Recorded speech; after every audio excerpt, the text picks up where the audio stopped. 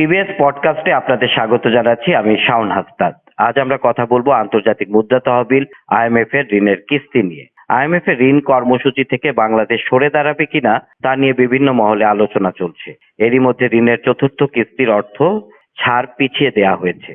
আগামী মাসে চতুর্থ ও পঞ্চম কিস্তির অর্থ একসঙ্গে পাওয়ার কথা রয়েছে। আইএমএফ এর সঙ্গে শর্ত পালন নিয়ে দর কষাকষি চলছে, তবে এখনো সমঝোতা হয়নি। এদিকে গত 4 মে প্রধান উপদেষ্টার বিশেষ সহকারী আনিসুজ্জামান চৌধুরী বলেন, আইএমএফ অতিরিক্ত শর্ত আরোপ করলে বাংলাদেশ এই ঋণ থেকে সরে আসবে। সেক্ষেত্রে আইএমএফ এর ঋণ কি বাংলাদেশ নিচ্ছে না? এই বিষয়ে কথা বলতে আমাদের সঙ্গে যোগ দিয়েছেন বিশ্ব ব্যাংকের ঢাকা কার্যালয়ের সাবেক মুখ্য অর্থনীতিবিদ ডক্টর জাহিদ হোসেন। ডক্টর হোসেন, আপনাকে স্বাগত জানাচ্ছি। ধন্যবাদ। আমি আপনার কাছে প্রথমে একটু জানতে চাচ্ছি, বর্তমান আমাদের অর্থনৈতিক যে বাস্তবতা, তাতে কি আসলে আইএমএফ এর ঋণ খুব একটা প্রয়োজন নেই আমাদের? সেটা বলা বোধহয় সঠিক হবে না, যদিও বৈদেশিক মুদ্রা বাজারে সরবরাহ উন্নত হয়েছে, ডিমান্ড একটু দুর্বল, মানে ইম্পোর্ট এখনো খুব একটা পিক আপ করেনি, কিছুটা পিক আপ করেছে। আমাদের বহির্বাণিজ্যের লেনদেনে ভারসাম্য আগে যতটা অসুবিধা ছিল এখন সেটা অনেকটা কেটে গেছে। তারপরেও আইএমএফ এর প্রোগ্রামের কন্টিনিউইটিটা আমার মনে হয় আমাদের সংস্কার কার্যক্রমের জন্য, আমাদের আন্তর্জাতিক অর্থ বাজারে আমাদের ভাবমূর্তি বা ইনভেস্টর কনফিডেন্সের জন্য, এবং ইভেন যে অর্থ সহায়তাটা আমরা আইএমএফ থেকে পাই সেটার সাথে তো অন্যান্য বাজেট সহায়তাগুলো, বিশেষ করে বিশ্ব ব্যাংক এবং এডিবির সহায়তা, বাজেট সাপোর্ট গুলো, এগুলো তো যুক্ত। সব মিলে আমার মনে হয় প্রোগ্রামের ধারাবাহিকতাটা, মানে এটা যাতে, এখন তো আমরা মাঝামাঝি পর্যায়ে আছি, আগামী বছরের জুন মাসে এটা শেষ হওয়ার কথা, আমরা যদি ওই সুষ্ঠুভাবে এটাকে শেষ করতে পারি সেইটাই আমার মনে হয় বেশি কাম্য। আমরা জানি গতকালই আসলে বাংলাদেশ ব্যাংকের গভর্নর এবং দুজন ডেপুটি গভর্নরের সাথে আসলে আইএমএফ এর একটি ভার্চুয়াল মিটিং হয়েছে এবং সেখানে আসলে বিভিন্ন দর কষাকষির বিষয়গুলো রয়েছে। যেমন আইএমএফ এর কিছু শর্ত রয়েছে। একটি শর্ত হচ্ছে যে তারা বলছে যে বৈদেশিক মুদ্রা বিনিময় হার পুরোপুরি উন্মুক্ত করে দেয়া, কিন্তু বাংলাদেশে এখনো অনেকটা বেঁধে দেওয়া মুদ্রা বিনিময় হার কার্যকর আছে। তো এটার জন্যই কি অনেকটা আটকে আছে চতুর্থ ও পঞ্চম কিস্তির অর্থ ছাড়? আমি যতদূর বুঝতে পারছি পত্রপত্রিকায় বাংলাদেশ ব্যাংকের বক্তব্য এবং অর্থ মন্ত্রণালয়ের বক্তব্য, তা দেখে মনে হয় আগে 3টার মতো গিট্টু ছিল। একটা ছিল ভর্তুকির ক্ষেত্রে, আর একটা ছিল রাজস্বের ক্ষেত্রে, আর একটা ছিল এক্সচেঞ্জ রেটের ক্ষেত্রে। 3টার মধ্যে 2টো গিট্টু খুলে গেছে, মানে রাজস্বের ক্ষেত্রে এবং ভর্তুকির ক্ষেত্রে একটা আন্ডারস্ট্যান্ডিং হয়েছে, দুই পক্ষই কিছু ছাড় দিয়েছেন। কিন্তু এক্সচেঞ্জ রেটের ক্ষেত্রে এখন গিট্টুটা খোলেনি, এবং সেখানে আইএমএফ এর যে অবস্থান এবং আমরা অর্থ মন্ত্রণালয় এবং বাংলাদেশ ব্যাংকের যে ব্যাখ্যাটা পাচ্ছি, এইগুলো শুনলে কিছু কন্ট্রাডিক্টরি বিষয়ের সামনে চলে আসে। কারণ একদিকে আমরা বলছি যে মুদ্রা বাজার পরিস্থিতি স্থিতিশীল, আইএমএফ এর অর্থ এবং সেই সাথে যুক্ত অন্যান্য অর্থ না পেলেও আমাদের কোনো আর্থিক সংকট হবে না, তার মানে আমাদের বাজারে সাপ্লাই ডিমান্ড ব্যালেন্সটা মোটামুটি স্থিতিশীল আছে। আবার অন্যদিকে বলা হচ্ছে যে আমরা যদি এটা বাজারের উপর ছেড়ে দিই তাহলে কি হবে সেটাও বলা যাবে না।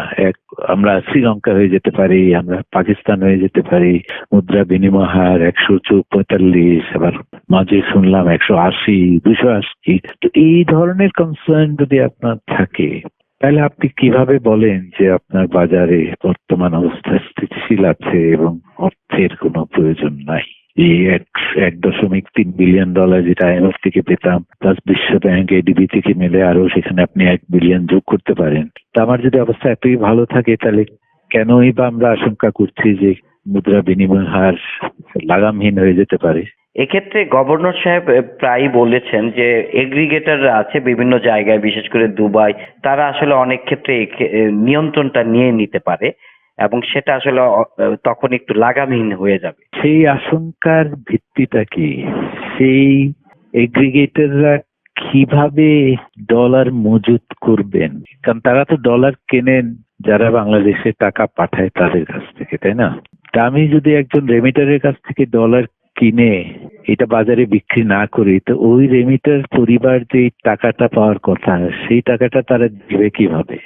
এই যে একটা অভিযোগ করা হচ্ছে, এটার মানে এটা কিভাবে এই আপনার বাজার ম্যানিপুলেশনটা হয়, কোন প্রক্রিয়ার মাধ্যমে, হাউ ইজ ইট পসিবল, এবং সেটা তাত্ত্বিকভাবে তো অনেক কিছুই হতে পারে, এখন বাস্তবে এটার এভিডেন্সটা কি সেটা তো আমরা ঠিক সুস্পষ্ট কোনো স্টোরি সেখানে আমরা শুনি নাই।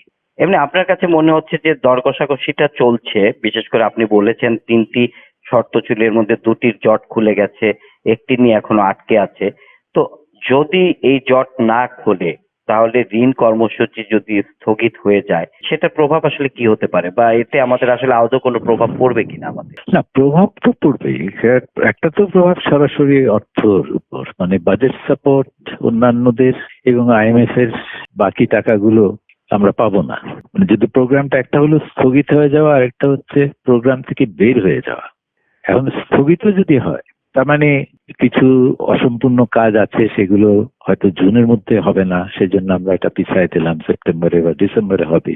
সেটারও একটা মানে একটা বার্তা বাজারে যাবে যে আইএমএফ এর প্রোগ্রামটা খুব একটা স্মুথলি এগোচ্ছে না, এখানে অনেক বাধা বিপত্তির সম্মুখীন হতে হচ্ছে, এবং সেটা সংস্কার কর্মসূচির কারণে। এইটার একটা তো ফাইন্যান্সিয়াল ইম্প্যাক্ট আছে, কিন্তু ফাইন্যান্সিয়াল ইম্প্যাক্টের বাইরেও আপনার এই যে আন্তর্জাতিক বাজারে যে ধরেন আগামীতে স্ট্যান্ডার্ড এন্ড পুয়ার বা রেটিং এজেন্সি গুলো, এই ফিচ এন্ড মুডিজ, এরা যখন রিপোর্টটা লিখবে, সেখানে যদি এই প্রোগ্রামটা যদি না চলে, তখন তারা কি বলবে যে আইএমএফ এর একটা প্রোগ্রাম ছিল, এইটা রিফর্ম নিয়ে ডিসএগ্রিমেন্টের কারণে এটা এগোচ্ছে না। তো ওই ম্যাক্রো সিচুয়েশনের উপর আইএমএফ এর অ্যাসেসমেন্টটাকেই সবাই বেশি গুরুত্ব দেয়। প্রোগ্রাম যদি আটকে থাকে, তখন ধারণা করা হবে যে ম্যাক্রো ইকোনমিক পলিসিতে কোথাও না কোথাও একটা সমস্যা আছে, যার কারণে প্রোগ্রাম ডিসবার্স করতে পারেনি। কাজে সেখানে একটা সংকেত যাচ্ছে যে অবস্থা খুব একটা উন্নতির দিকে না। আপনি তো জানেন যে সব রেটিং এজেন্সিগুলি বাংলাদেশের যে আউটলুক আছে, যেটা আগে বলতো যে আউটলুক ইজ স্টেবল, এখন ইদানিং কালে তারা আউটলুকটাকে নেগেটিভ বলেছে। আমরা তো ওই নেগেটিভ আউটলুক থেকে স্টেবল আউটলুকে ফিরে যেতে চাই, কিন্তু এই ফেরত যাওয়াটা বাধাগ্রস্ত হবে যদি আমার এই প্রোগ্রামটা ডিসকন্টিনিউ করে। এছাড়া কান্ট্রি রিস্ক পারসেপশন তো আর উন্নতি সেখানে হবে না। তো ওই আমাদের এলসি কনফার্মেশন চার্জেস বা ইউপাসে আমরা যে ঋণগুলো নিই, ট্রেড ফাইন্যান্সিং কস্টের উপর তো এটার একটা ইম্প্যাক্ট হতে পারে। তাছাড়া ইনভেস্টরদের কনফিডেন্সের উপর একটা ইম্প্যাক্ট হবে, যে চলমান একটা প্রোগ্রাম আটকে আছে, সেটা তো সবার মনে একটা প্রশ্ন উঠবে যে আটকে থাকা মানেই না কোথাও না কোথাও একটা সমস্যা আছে। সেক্ষেত্রে আপনার পরামর্শ কি, কি করা উচিত সরকারের? আমার পরামর্শ হলো যে যেহেতু আমরা বেশ কিছু পদক্ষেপ নিয়েছি, আমরা একটা ক্রলিং পেগ চালু করেছিলাম, যেটা আলটিমেট গন্তব্যস্থল ছিল একটা বাজার ভিত্তিক ম্যানেজ ফ্লোটিং এর দিকে আমরা যাব। বর্তমানে আমাদের যে বৈদেশিক মুদ্রা সরবরাহের যে রেমিটেন্সের যে একটা উন্নতি আমরা দেখেছি, এই ঈদের পরেও $275 কোটি রেমিটেন্স এসছে, এটাও তো একটা সর্বোচ্চ রেমিটেন্স। কাজে এক্সপোর্টের রিপ্যাট্রিয়েশন ভালো হচ্ছে। আমাদের আভ্যন্তরীণ মুদ্রা বাজারের অবস্থা এখন মোটামুটি স্থিতিশীল। তারা যেটা বলছেন এটা কিন্তু কথাটা ঠিক।